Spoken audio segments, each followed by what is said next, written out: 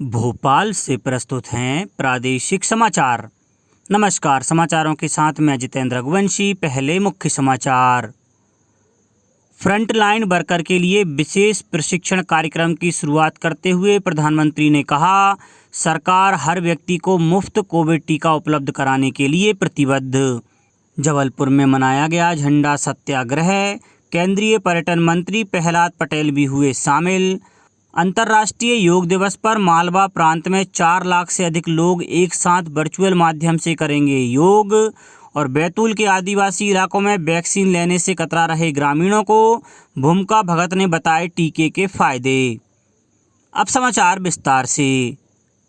प्रधानमंत्री नरेंद्र मोदी ने कल कोविड-19 का मुकाबला करने में तैनात अग्रिम पंक्ति के कार्यकर्ताओं के लिए विशेष प्रशिक्षण कार्यक्रम की शुरुआत करते हुए कहा कि सरकार हर व्यक्ति को मुफ्त कोविड टीका उपलब्ध कराने के लिए प्रतिबद्ध है।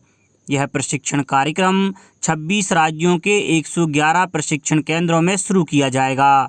इसका उद्देश्य देश भर में 1 लाख से अधिक कोरोना योद्धाओं के कौशल और क्षमता को बढ़ाना है। विशेष प्रशिक्षण कार्यक्रम प्रधानमंत्री कौशल विकास योजना के तहत तैयार किया गया है। इस कार्यक्रम के दौरान कोविड योद्धाओं को 6 विशेष कार्यों home care support, basic care support, advance care support, emergency care support, sample collection supports और मेडिकल इक्विपमेंट सपोर्ट्स के लिए प्रशिक्षण दिया जाएगा। कोरोना वायरस के स्वरूप बदलने और इस संक्रामक रोग से निपटने में देश की सक्षमता का जिक्र करते हुए श्री मोदी ने कहा कि कोविड महामारी की वजह से देश में चिकित्सा के बुनियादी ढांचे को सुदृढ़ बनाने में मदद मिली है। महामारी ने सरकारों, विज्ञान, समाज, संस्थानों और व्यक्ति विशेष की क्षमताओं का विस्तार करने में मदद की है। देश भर में मनाए जा रहे अमृत महोत्सव की श्रृंखला में कल जबलपुर में झंडा सत्याग्रह मनाया गया। दस्तावेजों के अनुसार झंडा सत्याग्रह की रूपरेखा वर्ष 1922 में जबलपुर के टाउन हॉल में कांग्रेस कमेटी की बैठक में तैयार हुई थी। बैठक में 18 मार्च 1923 का दिन झंडा सत्याग्रह के लिए तय किया गया। ब्रिटिश हुकूमत की सख्ती को दरकिनार करते हुए भारी पुलिस बल की तैनाती के बाद भी जबलपुर के अमर शहीदों ने अपनी जान की परवाह किए बगैर विक्टोरिया टाउन हॉल में झंडा फहरा दिया। जबलपुर में झंडा फहराने की खबर के बाद फिर देश भर में जगह जगह झंडा फहराए जाने लगे। केंद्रीय पर्यटन और संस्कृति मंत्री प्रहलाद पटेल ने कल जबलपुर में झंडा सत्याग्रह आंदोलन से जुड़े एक कार्यक्रम को संबोधित करते हुए कहा कि 2 साल बाद इस आंदोलन का शताब्दी वर्ष मनाया जाएगा, जिसमें घर घर में झंडा फहराया जाएगा। झंडा महोत्सव पर गांधी स्मारक टाउन हॉल और भेड़ाघाट स्थित 64 योगिनी मंदिर में आकर्षक विद्युत साज सज्जा की गई। सांस्कृतिक सत्याग्रह पद यात्रा भी निकाली गई। कोरोना महामारी में भी उमरिया जिले के ग्राम निगहरी की महिला किसान निराशाबाई ने स्वीट कॉर्न मक्का की खेती कर सम्मानजनक आय का मार्ग ढूंढ लिया। कृषि विभाग की मदद से निराशाबाई ने अपने घर में ही तकरीबन आधा एकड़ में स्वीट कॉर्न के 600 दाने बोए। घरेलू गोबर की खाद के इस्तेमाल से जून माह की शुरुआत से भुट्टे आने प्रारंभ हो गए। वर्तमान में निराशाबाई बाजार में रोजाना 1500 से 2000 रुपये के स्वीट कॉर्न का विक्रय कर रही है।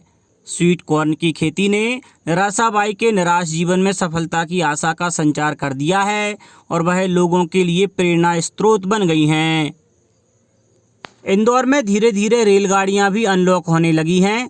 कोरोना की दूसरी लहर के बाद इंदौर से गुजरने वाली 26 रेलगाड़ियां बंद कर दी गई थीं। रेल प्रशासन ने 19 जून से इंदौर जयपुर और 3 जुलाई से इंदौर कोचुवेली रेलगाड़ी फिर शुरू करने का निर्णय लिया है।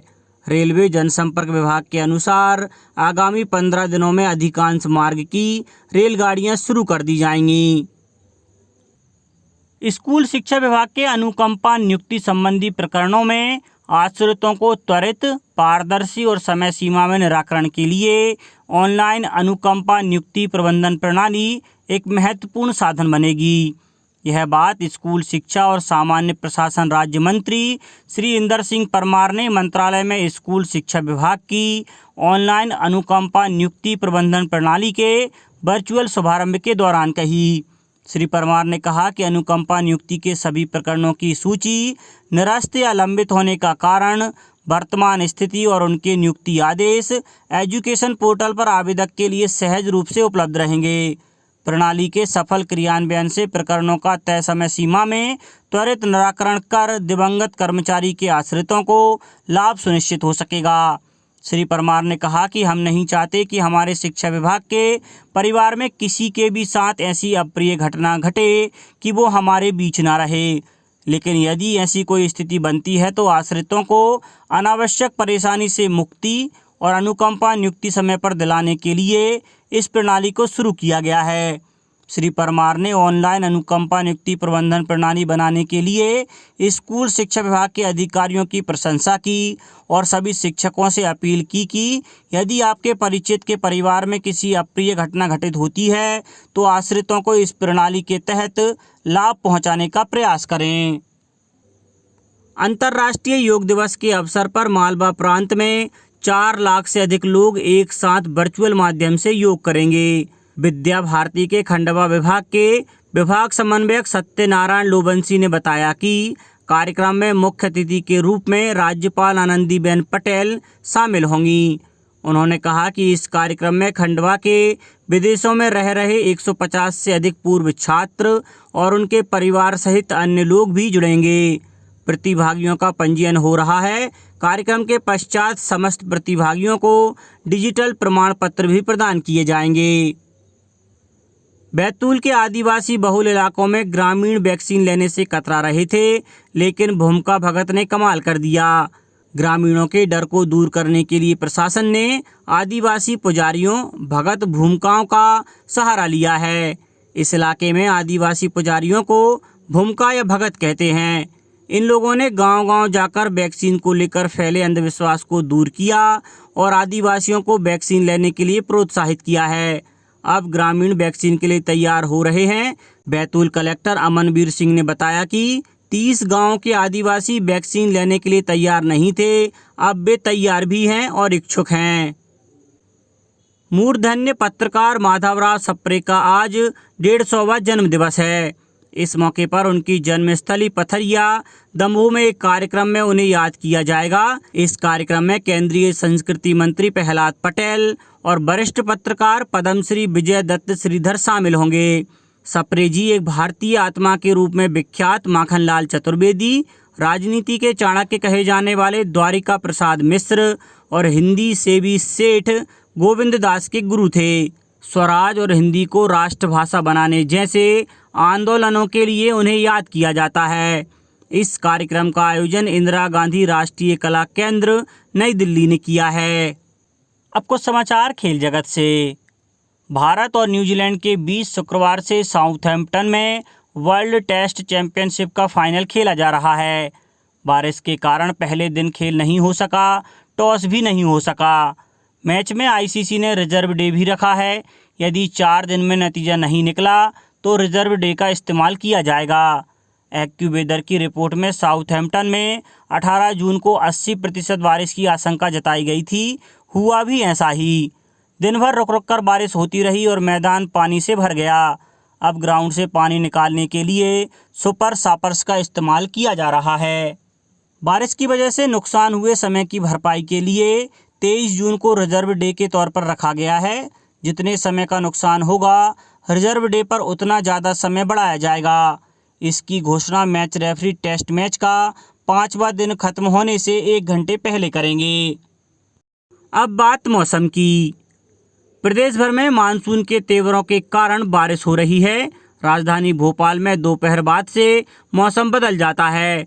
मौसम विभाग ने भी रीवा, शहडोल सहित कई संभागों में भारी बारिश की चेतावनी दी है। शहडोल जिले में बीती रात से लगातार बारिश हो रही है। तमाम निचले इलाकों में पानी भर गया है।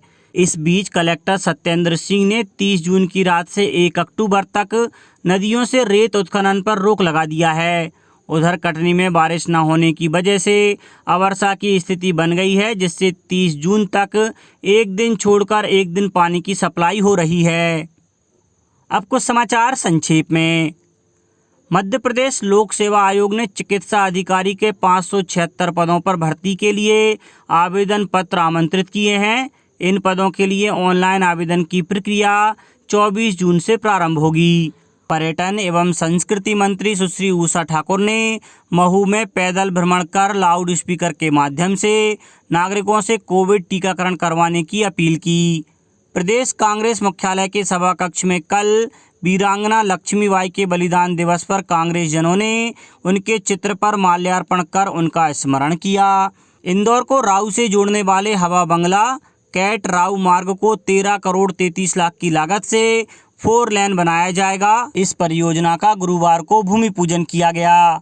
जिला मुख्यालय कटनी और तहसील न्यायालय में 25 जून को स्थायी और निरंतर लोक अदालत का आयोजन किया जा रहा है। देवास जिले में एक सप्ताह तक बाल श्रम के विरुद्ध बाल एवं किशोर श्रमिक सुरक्षा सप्ताह एवं जन जागरूकता अभियान चलाया जा रहा है। शहडोल जिले में अब तक 36% वैक्सीनेशन हो चुका है। वहीं देवास जिले की 4 ग्राम पंचायतों में 100% वैक्सीनेशन हो गया है। मंदसौर के नवीन कलेक्ट्रेट भवन परिसर में 30 लाख लीटर वर्षा जल संरक्षित होगा। परिसर में करीब 3000 अलग अलग प्रजातियों के वृक्ष भी होंगे। और गुना में प्रधानमंत्री सूक्ष्म खाद्य उन्नयन योजना के तहत एक जिला एक उत्पाद हेतु धनिया फसल का चयन किया गया है। अंत में मुख्य समाचार एक बार फिर। फ्रंटलाइन वर्कर के लिए विशेष प्रशिक्षण कार्यक्रम की शुरुआत करते हुए प्रधानमंत्री ने कहा, सरकार हर व्यक्ति को मुफ्त कोविड टीका उपलब्ध कराने के लिए प्रतिबद्ध। जबलपुर में मनाया गया झंडा सत्याग्रह। केंद्रीय पर्यटन मंत्री प्रहलाद पटेल भी हुए शामिल। अंतर्राष्ट्रीय योग दिवस पर मालवा प्रांत में 4 लाख से अधिक लोग एक साथ वर्चुअल माध्यम से करेंगे योग। और बैतूल के आदिवासी इलाकों में वैक्सीन लेने से कतरा रहे ग्रामीणों को भूमिका भगत ने बताए टीके के फायदे। इस बुलेटिन में इतना ही। घर पर रहिए, सुरक्षित रहिए और सुनते रहिए प्रादेशिक समाचार। नमस्कार।